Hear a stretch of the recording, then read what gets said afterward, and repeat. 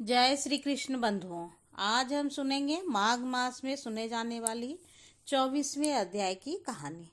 लोमस जी कहने लगे कि वह राजा पहले तो तामिश्र नामी नरक में गया, फिर अंध तामिश्र नरक में, जहाँ पर अति दुखों को प्राप्त हुआ, फिर महारोरव, फिर कालसूत्र नामी महानरक में गया, फिर मूर्छा को प्राप्त हो गया।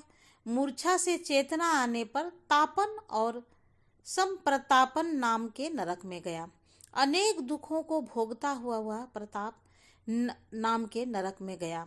तब काकुल, कुड़पल, पूर्व मित्रिका, लोह शंकु, मृजीव आदि नरकों में होता हुआ 80 पत्र वन में पहुंचाया गया। फिर लोह धारण आदि नरकों में गिराया गया। भगवान विष्णु के साथ द्वेष करने के कारण वह 21 युग तक भयंकर नरकों की यातना भोगता हुआ नरक से निकलकर हिमालय पर्वत पर बड़ा भारी पिशाच हुआ। उस वन में वह भूखा और प्यासा फिरता रहा। उसको मेरु पर्वत पर भी कहीं खाने को न तो भोजन मिला और न ही पीने को जल। हतोत्साहित के कारण वह पिशाच घूमता हुआ एक समय प्लूत प्रस्त्रवन नाम के वन में जा निकला। बहेड़े के वृक्ष के नीचे वह दुखी होकर हाय मैं मरा, हाय मैं मरा ऐसे शब्द जोर जोर से पुकारने लगा और कहने लगा, भूख से दुखी मेरे इस जन्म का कब अंत होगा। इस पाप रूपी समुद्र में डूबते हुए मुझको कौन सहारा देगा। लोमस जी कहने लगे कि इस प्रकार वेद पाठ करते हुए देवधूति ने उसके दुख भरे वचनों को सुना और वहां पर एक पिशाच को देखा, जिसकी लाल डरावनी आंखें, दुर्बल शरीर, काले काले ऊपर खड़े बाल, विकराल चेहरा, काला शरीर, लंबी सी जीभ, बाहर निकली हुई लंबे होठ, लंबी जांघें, लंबे लंबे पैर, सूखा चेहरा, आंखों में पड़े गड्ढे वाले पिशाच को देखकर देवधूति ने उससे पूछा कि तुम कौन हो और ऐसी करुणा से क्यों रोते हो। तुम्हारी यह दशा कैसे हुई और तुम्हारा मैं क्या उपकार करूं। मेरे आश्रम पर आ जाने से कोई प्राणी दुखी नहीं रहता और वैष्णव लोग आनंद ही करते हैं। सोहे भद्र, तुम अपने इस दुख का कारण जल्दी कहो, क्योंकि विद्वान मनोरथ पाने के लिए विलंब नहीं किया करते। ऐसे वचन सुनकर प्रेत रोना बंद करके विनीत भाव से कहने लगा कि हे द्विज, किसी बड़े पुण्य में मुझको आपके दर्शन हुए हैं। बिना पुण्य के साधुओं की संगति नहीं होती। और फिर उसने पहले जन्म का वृतांत कहा कि भगवान विष्णु के द्वेष के कारण मेरी यह दशा हुई है। जिस हरि का नाम यदि अंत समय में मनुष्य के मुख से निकल जाए तो मनुष्य विष्णु पद को प्राप्त होता है, और जो सबका पालन करता है उसी से मैंने द्वेष किया। यह सब मेरे कर्मों का दोष है, जिसकी ब्राह्मण तप द्वारा प्रार्थना करते हैं।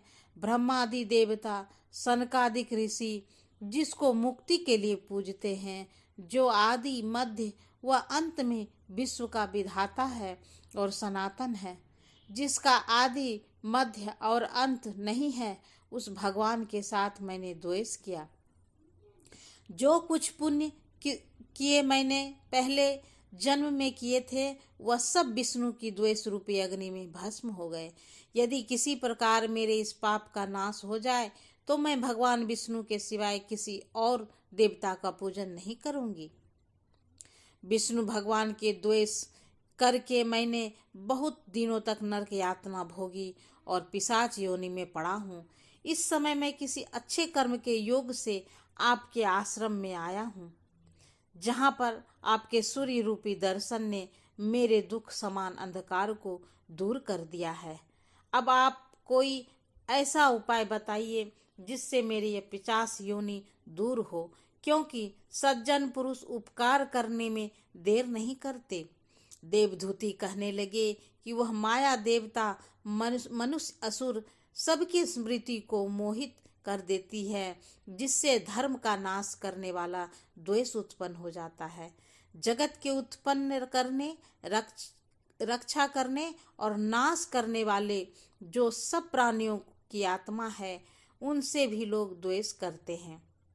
जिनके अर्पण करने से सभी कर्म फल होते हैं, उसकी भक्ति में मुख मोड़ने वाले मूर्ख कोई भी गति को प्राप्त नहीं होते। चारों वर्णों के वेदकों हरि का भजन करना ही उत्तम है, अन्यथा कुमार्ग में चलने वाले मनुष्य नरक के गामी होते हैं। इसी कारण वेद विरुद्ध कर्मों को त्यागना चाहिए। अपनी बुद्धि से बचे हुए धर्म के मार्ग पर चलने से मनुष्य परलोक के पथ का भी नाश करते हैं। वह वेद देवता और ब्राह्मणों की निंदा करते हैं। झूठे मन कल्पित शास्त्रों को मानने वाले नरक में जाते हैं। देवाधिदेव विष्णु से विमुख होने वाले नरक में जाते हैं। जैसे द्रविड़ देश का राजा नरक में गया, इस कारण इनकी निंदा नहीं करनी चाहिए और वेद में न कहीं गई क्रिया को भी नहीं करना चाहिए।